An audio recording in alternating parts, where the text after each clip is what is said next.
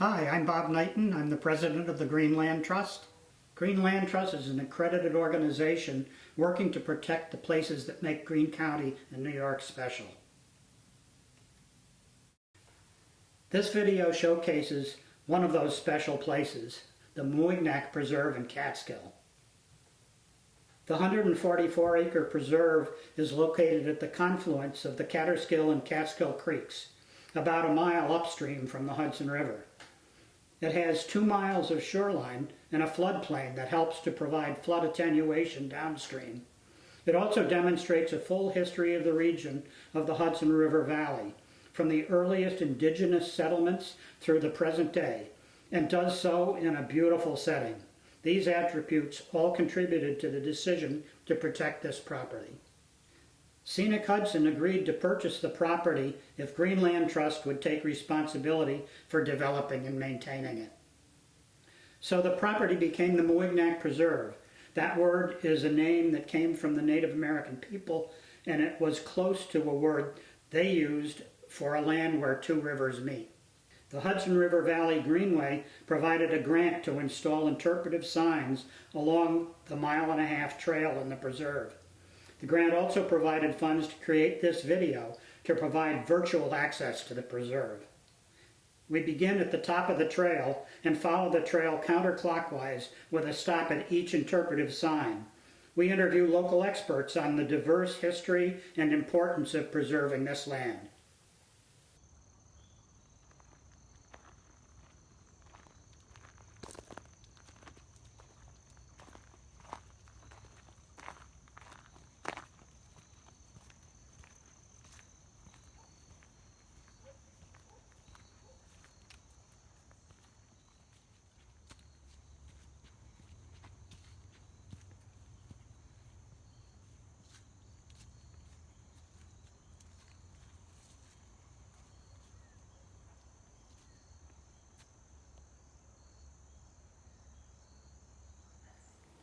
The Mawignack's European history begins actually in about 1649 when a gentleman from Albany by the name of, I think it's Brent van Schlichtenhorst, kind of signs this dubious deed with some of the native peoples who were living at that site at that time.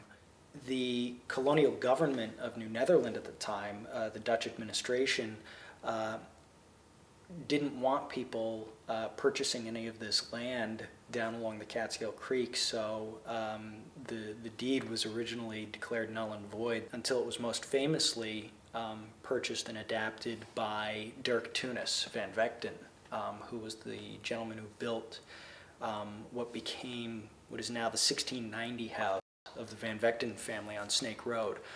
The Van Vechten family would remain the tenants there, living and working what became a farm and an extensive plantation right up through the antebellum period. As a for-profit agricultural venture, this large plantation relied on enslaved labor to help make the farm function as a for-profit venture. Descendants were living on the property, I think, right up to the beginning of the 20th century. And then the Van Vechtens ended up having to sell, and it's been through a number of owners since that time. The site where Mawignack is now was most recently the Ruzi family farm during the mid-20th century.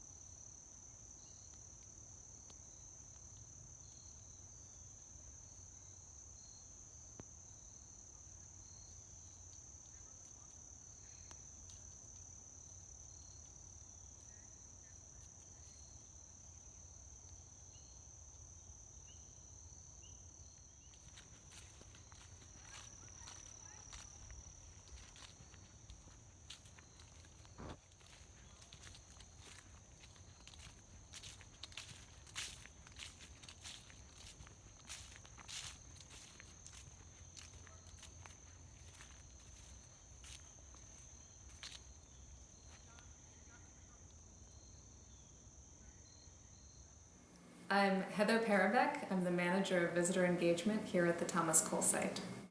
Thomas Cole made Catskill his permanent home when he got married, but for years beforehand he'd been visiting in summers and renting studio spaces here in Catskill. Evidenced by his paintings and writings, he had a deep appreciation for this region.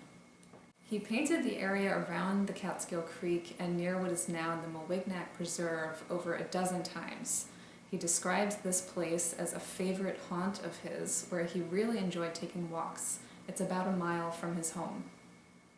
At first glance, Cole's paintings of the area depict pastoral, idealized settings, but the actual landscape was less idyllic than his paintings suggest. Crowds of tourists began traveling to the Catskill area starting in the 1820s, staying at the famed Catskill Mountain House and other boarding houses. By the 1830s, there were over 60 mills, factories, foundries, and tanneries stretching into the mountains. The railroad brought really dramatic changes: pollution, noise, and environmental changes. The tanning industry, which was a heavy user of timber, was well established during Cole's lifetime and performed clear-cutting of the Catskill Mountain forests, so the mountains were probably less forested than how Cole painted them. So Cole began to use the Catskill Creek area as sort of a stage to explore the loss of nature and the growing industry that was happening in many states at this time.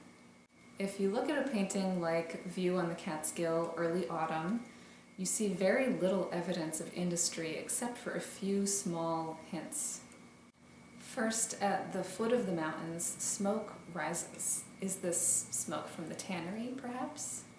At the lower left of the canvas appears a tree stump that's clearly been cut by an axe.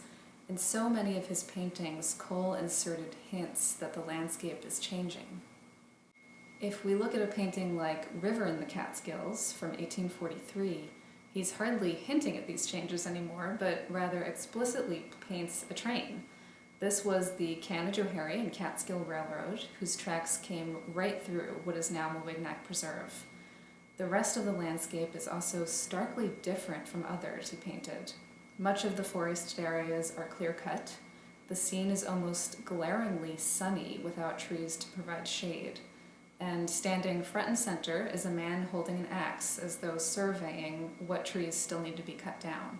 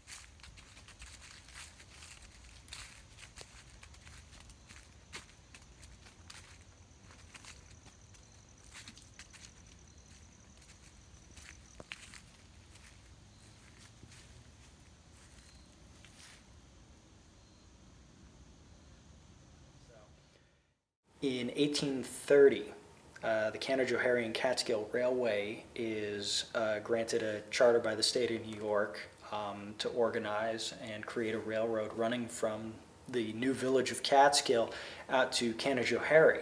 Canajoharie and Catskill Railway was really organized as a freight line, freight and passengers. We want to cut off the port of Albany off the Erie Canal, and the Canajoharie and Catskill Railway ends up plowing its way right through the Van Vechten farm. After 2 years of this locomotive running on the line, it fell through a bridge out in Durham on its way out to the incomplete terminus, which was out at that time past Preston Hollow, and the rail line ended up folding up. So the rail line was abandoned. This pastoral scene was kind of restored to its original appearance with the removal of the rail line's tracks, and industry, heavy industry like that, wouldn't touch the campus where Mawignack is now again until the 1880s when the Catskill Mountain Railway was put in.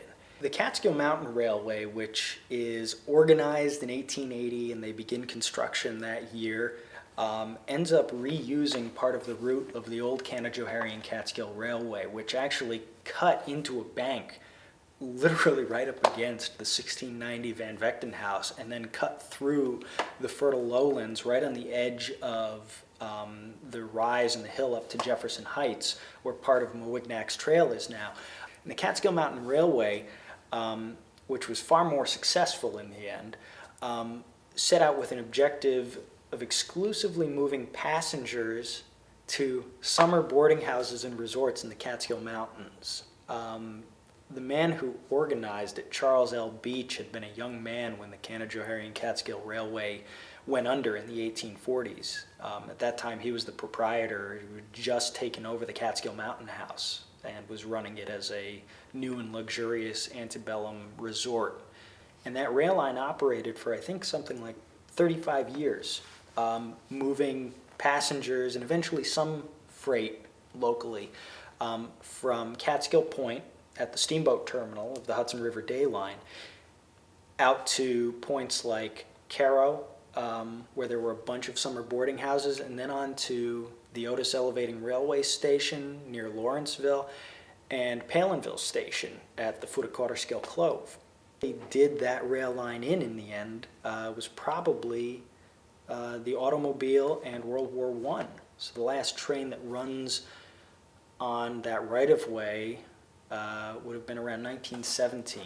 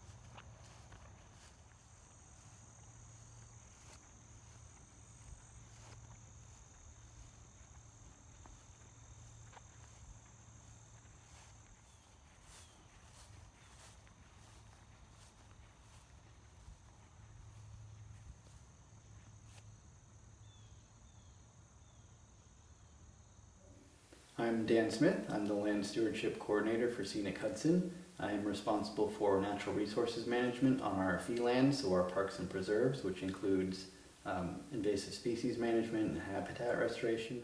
Scenic Hudson preserves land and farms and creates parks that connect people with the inspirational power of the Hudson River, while fighting threats to the river and natural resources that are the foundation of the valley's prosperity. We acquired the 144-acre property in 2016 and have partnered with Greene Land Trust to perform the day-to-day management of the preserve and the trail that allows people to connect to the creek.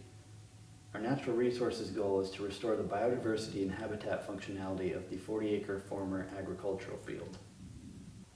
Most of the preserve lies in the 100-year floodplain of Catskill Creek.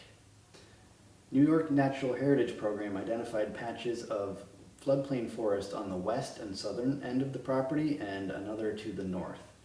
The 40-acre field in the middle of the property was abandoned by agriculture in the 1990s and has become dominated by non-native mugwort.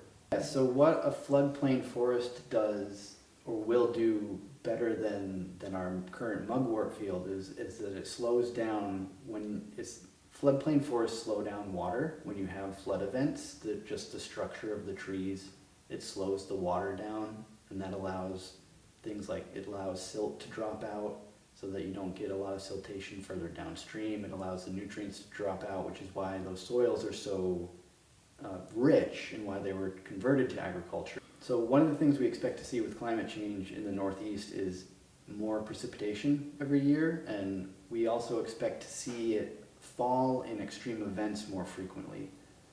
So restoring the floodplain will increase the flood resiliency of the town of Catskill, because as we see these more frequent rainfall events, we are increasing the capacity of Mawignack to mitigate those intense rainfall events by doing this restoration. Common mugwort is a non-native invasive plant. It's originally from Europe and Asia, and it's a hard plant to treat, partly because you can't pull it very well. You can't just pull it out because it has rhizomes that break off, and so you leave bits behind and it'll just resprout from the rhizomes.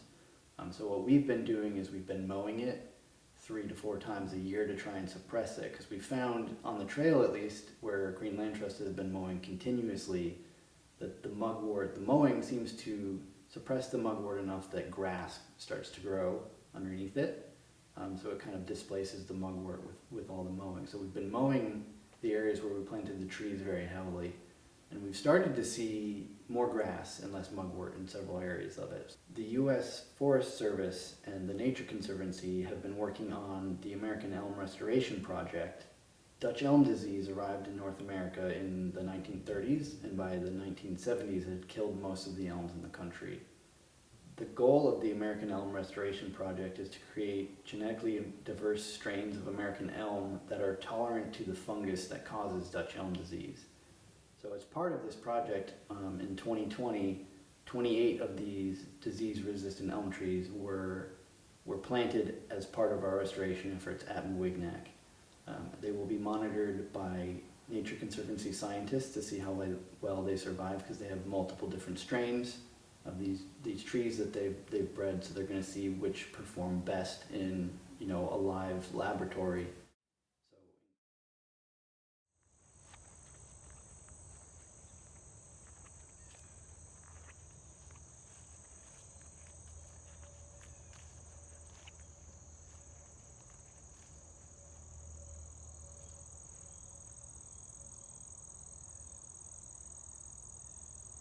My name is Heather Bregel. I'm an enrolled citizen of the Oneida Nation of Wisconsin, first-line descendant Stockbridge-Munsee. I currently serve as the Director of Education for Forage Project. Prior to colonization, we were the Mahikaniak people, which are the people of the waters that are never still. We settled along the Mahikanatuk, which is the river that flows both ways. You know it today as the Hudson River. In 1609, when Henry Hudson came sailing down the Mahikanatuk, he came into our territory, into our homelands, and we were the first to encounter him. And it's important to note that 1609 is really when life changed for the Mohican people. And forced removal started to happen and movement around different parts of our homelands. And then eventually our own Trail of Tears that led from, New York to Indiana to Wisconsin, where we are today.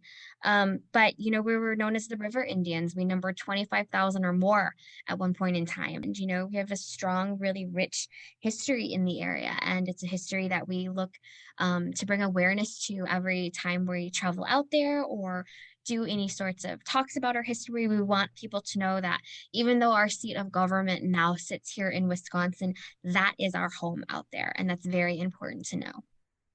Native nations are not sedentary. They move around, right? And so same happened with Mohican Nation is we moved from different areas to different areas within our homelands. We lived in wigwams and longhouses and more than one family would usually live under the roof. It was very generational, families lived together. Our tribes were matrilineal, which means women held an equal role, to men in our tribes, whether that came to leadership, whether that came to treaty negotiations. Women were the heart of the nations and they really made the decisions.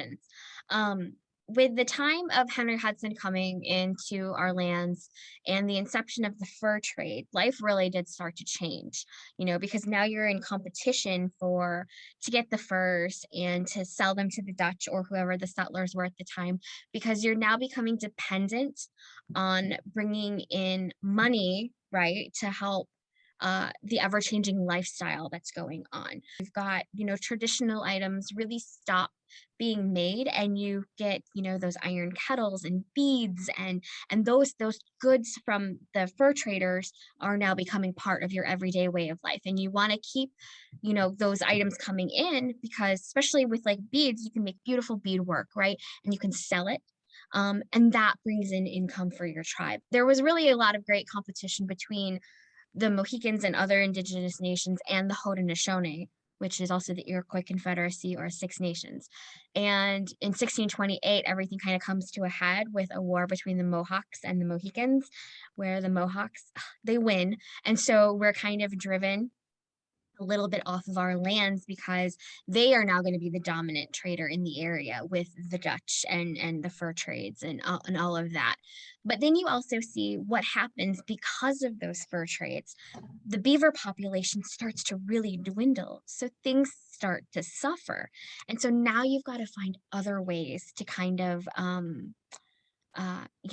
economically keep your tribe, your nation afloat and still take care of your people. So you really see way of life really start to change in 1609 with Henry Hudson and the inception of the fur trade.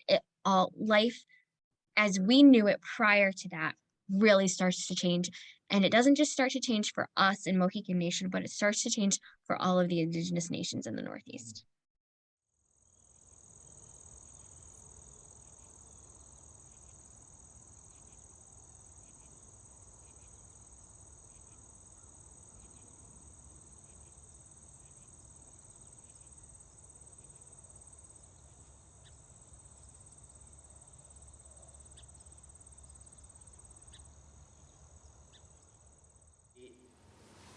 The opportunity that Scenic Hudson and Greene Land Trust were given to save Mawignack Preserve for future generations is remarkable for so many reasons.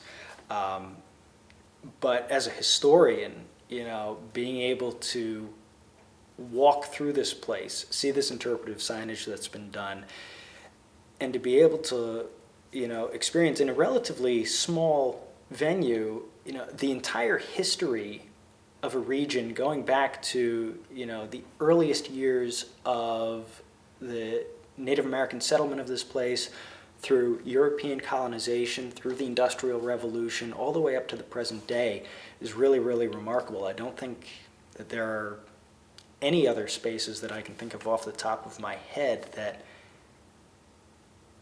capture all of that so perfectly in a scenic space, that's so pleasant for the public to just go and enjoy in and of itself as preserved land.